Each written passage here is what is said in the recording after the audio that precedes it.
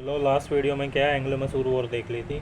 अब मराठाओं का देखते हैं भाई, मराठाओं का क्या लड़ाई झगड़ा था अंग्रेज़ों के साथ। मराठा क्या थे यार, बहुत ज़्यादा पावरफुल एम्पायर थे 18 सेंचुरी में, मिड 18 में। शनिवार वाड़ा शिवाजी एम्पायर। उन्होंने बैटल ऑफ पानीपत तो हार गए थे, जो ये अपना आया था वहाँ से बाबर। लेकिन स्ट्रोंग फुट होल्ड था उनका सेंट्रल इंडिया में, बॉम्बे की तरफ। और जो ब्रिटिश प्रेसिडेंसी थी बॉम्बे की, वो रेप्लिकेट करना चाहती थी सक्सेस ऑफ बंगाल, क्योंकि भाई बंगाल में उन्होंने काफ़ी धूम मचाई थी ब्रिटिशर्स ने।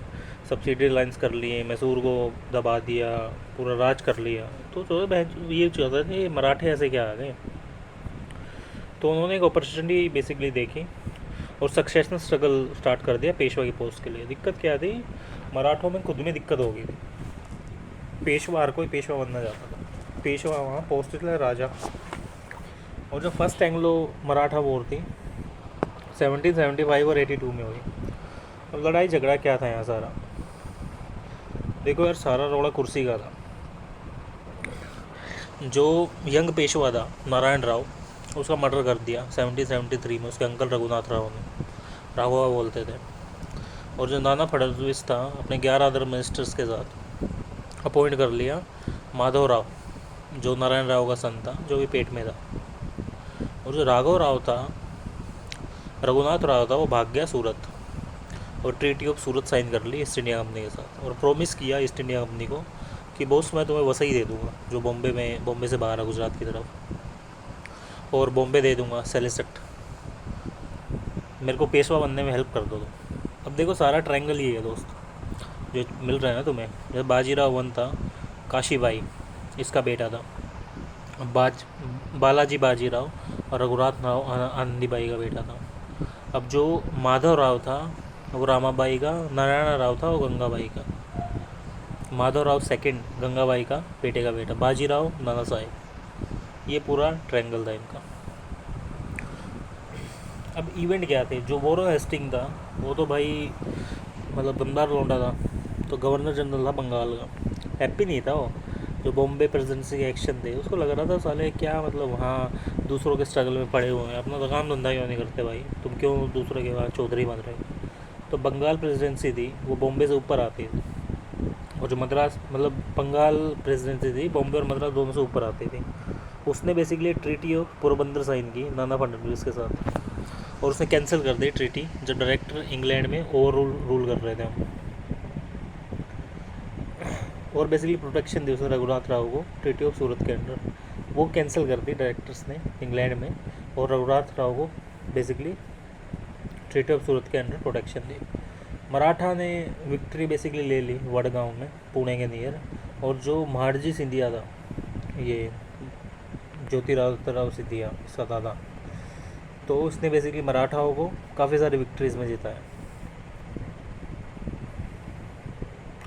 बट इंग्लिश ने बेसिकली डिफीट कर दिया उनको सेंट्रल इंडिया में। और जो फाइनल ट्रीटी साइन हुई ग्वालियर में, और इससे क्या हुआ, अपनी फर्स्ट एंग्लो मराठा वॉर ख़त्म हुई।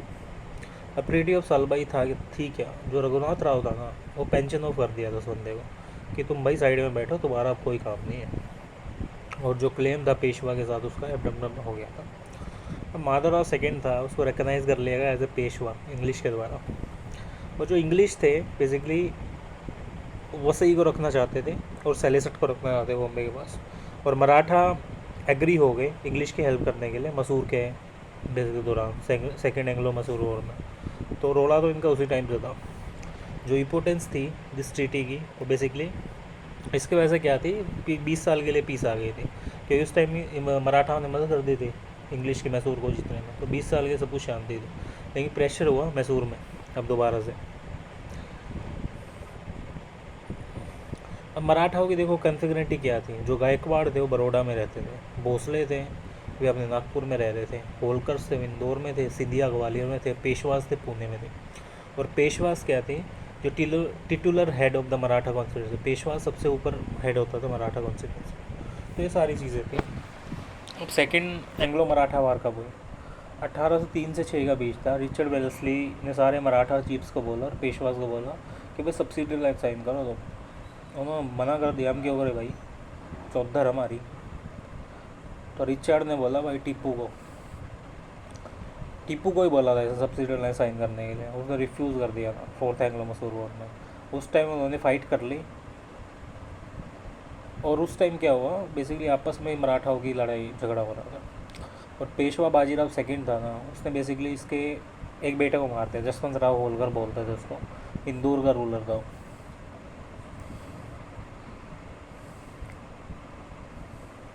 और जसवंत राव होलकर ने पेशवाज पर अटैक किया, और जो सिंधिया था पूना में, बेसिकली जसवंत राव होलकर ने पेशवाज पर अटैक किया, और जो सिंधिया है पूना में उसको भी डिफीट कर दिया। जो पूना है ऑक्युपाई कर लिया गया जसवंत राव होलकर के द्वारा।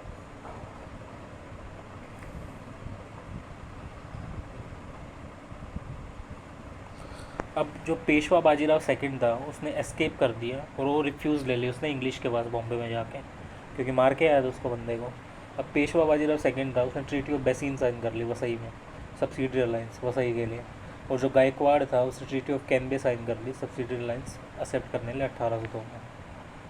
अब ट्रीटी ऑफ वसई क्या थी, जो death knell of the Maratha confederacy, basically इसको ऐसा बोला जाता है कि ये इनकी मौत की तरह आई थी, क्योंकि सब्सिडी फोर्स थी 6000 इन्फेंट्री की प्लस आर्टरी की, और स्टेशन रहेगी पूना में। बेसिकली जो अंग्रेज़ों की फ़ोर्स थी 6000 लोगों की, अब उसको पूना में रहना पड़ेगा, और 26 लाख रुपए दिए जाएंगे मेंटेनेंस करने के लिए सब्सिडरी आर्मी की पेशवा के द्वारा।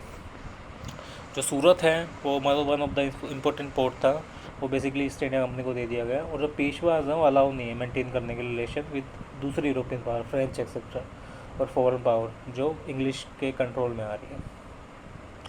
अब जो ट्रीटी ऑफ बसई थी, क्या ह्यूमिलेट ट्रीटी थी बसई की, क्योंकि ये बेसिक कोई एंड ट्रीटी नहीं थी, और ये कोज ऑफ वार नहीं था।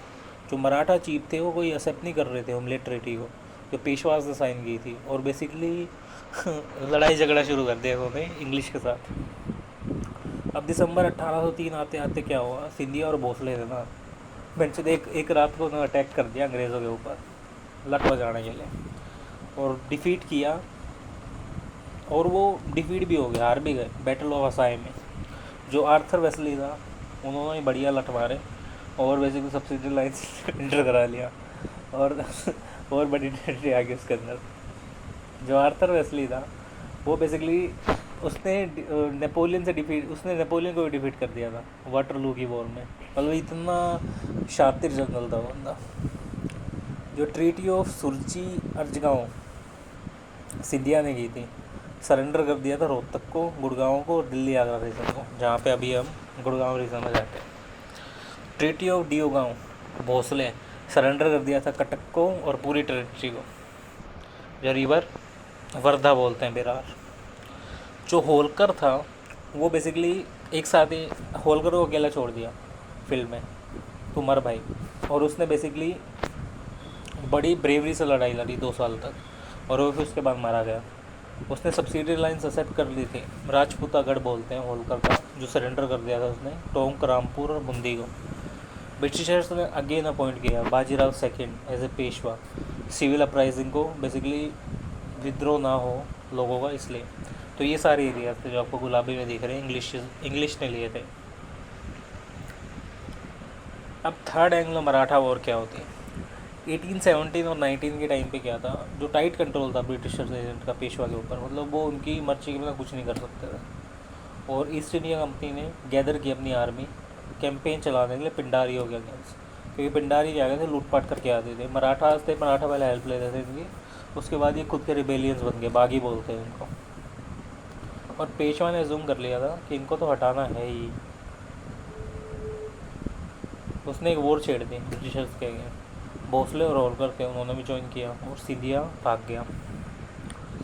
पेशवा डिफीट कर दिए गए, और जो डेनोमियंस थी बेसिकली वो पेंशन ऑफ कर दिया गया हाउस अरेस्ट बिट्ठूर में। पेशवा डिफीट कर दिया गया, उनको फिर हाउस अरेस्ट कर दिया गया बिट्ठूर कानपुर में। और उसका जो बेटा था नाना साहेब, उसने 1857 के रिवोल्ट में पार्ट लिया। जो मराठा कन्फेडरेसी थी वो डिस्ट्रॉयड होगी, और पेशवाई अबलिश कर दी गई। मराठास तो डिसोल ही हो गए पूरी तरह के, पेशवा को हटा दिया, अंग्रेज़ बन गए अब तो। जो लास्ट मेजर पावर थी इंडिया की मराठा, वो भी बेसिकली ईस्ट इंडिया अब कंपनी के रूल में थ्रेटन हुई और ख़त्म हो गई। जो किंगडम था सतारा का, वो card out of Peshwas land, उसको पेशवा की लैंड से हटा दिया गया, और बेसिकली जो शिवाजी राव के डिस्टेंस थे बेसिकली उसके आने वाली पीढ़ी थी प्रताप सिंह को बेसिकली टिटुलर हेड बना दिया गया मराठास का एज ए रिप्रेजेंटेटिव। और इसी वॉर को बेसिकली पिंडारी वॉर बोलते हैं। जो कैंपेन था वो पिंडारियों के अगेंस्ट था। थर्ड मराठा वॉर हैपन हुए इसकी वजह से। मराठा वॉर डिफीट के कोज क्या थे, मतलब क्यों मरे वो? देखो, सबसे बड़ी जो नेचर ऑफ मराठा स्टेट था ना, वो एक्सटोर्शन था और रॉबरी था। लोगों को पकड़ना और रॉबरी करना। प्रॉपर एडमिनिस्ट्रेशन नहीं था वहाँ पे, ना कोई टैक्सेशन सिस्टम था उनके वहाँ पे। कैपेबल लीडरशिप नहीं थी। वो नाना फडणवीस के बाद कोई ऐसा लीडर आया नहीं जो उनको देख सके। मिलिट्री वीकनेस थी मराठा की। वो मॉडर्न वेज ऑफ वारफेयर नहीं आते थे। वो बेसिकली वही छापा मार लड़ाइयाँ करते थे छुप के। हैवी डिपेंडेंस थी गुरिल्ला टैक्टिक्स पे। उन्हें बस गुरिल्लास पहाड़ों में लड़ाई करनी आती थी। उन्होंने पॉलिटिकल, मिलिट्री और डिप्लोमेटिक स्ट्रेंथ बेसिकली उनकी ब्रिटिशर्स की भी देखी थी। उसने टैक्टिक्स भी देखी डिप्लोमेसी की, जो बेसिकली सही से काम कर सके। जो ब्रिटिशर्स थे वो ट्रीटी साइन कर रहे थे हर जगह, लेकिन वो कुछ कर ही नहीं पाए। और दूसरी जगह जो इंग्लिश थे, उन्होंने जियोग्राफी देखी, वहाँ की लैंग्वेज देखी, कस्टम्स देखे, वॉरफेयर टैक्टिक्स देखी, मराठा कैसे साले काम करते हैं। उन्होंने प्रॉपर मैप्स बनाए, प्लान किए कैंपेन्स कि इनको कैसे कूटेंगे घुस के। और diplomacy as a weapon, basically weapons को, डिप्लोमेसी को एज ए हथियार इधर यूज़ किया उन्होंने। इंडिया इन 1823 क्या था? British territory. बंगाल 1557 में बैटल ऑफ प्लासी हुई थी। और ब्रिटिश प्रोटेक्टेड स्टेट्स थी जिसमें सब्सिडी अलाइंसेस आए थे। अवध 1765 में बेसिकली ऑफेंसिव और डिफेंसिव अलाइंस कर लिए थे। इंडिपेंडेंस स्टेट्स थे उस टाइम पे 6 थे। एन सरकार थर्ड कार्टनेट वॉर हुई, निज़ाम आया जिसने ऑफिशियल साइन किया सिंध उस टाइम पे। कार्नेटिक 1760 में हुई। बैटल ऑफ वोंडीवोश तंजौर में हुई थी। Cuttack, treaty of Deogaon, second Anglo Maratha war Mysore के टाइम पे। पेशवा मराठा वॉर, आरकोट, रोहिल्ला श्रावणकोर को हार गए। बुंदेलखंड राजपूत भी किसी सब्सिडी अलाइंसेस में आए थे 1810 और 20 के टाइम पे। और राजपूत बेसिकली मराठास जब गिर गए तो राजपूतों ने सरेंडर कर दिया। जो सिख और सिंध थे वो बेसिकली अभी रहते थे, वो इंडिपेंडेंट थे। ब्रिटिशर्स काफ़ी चालाक थे। उन्होंने बेसिकली सारी कोस्ट लाइन ले ली इंडियन किंग से, ताकि वो समंदर में एक छतरी राज कर सकें। और सारा इंटरनेशनल ट्रेड पे इन ब्रिटिशर्स के ऊपर इनको डिपेंड रहना पड़े पूरी तरह। तो ये था बेसिकली पूरा खेल जब ब्रिटिशर्स ने देखा।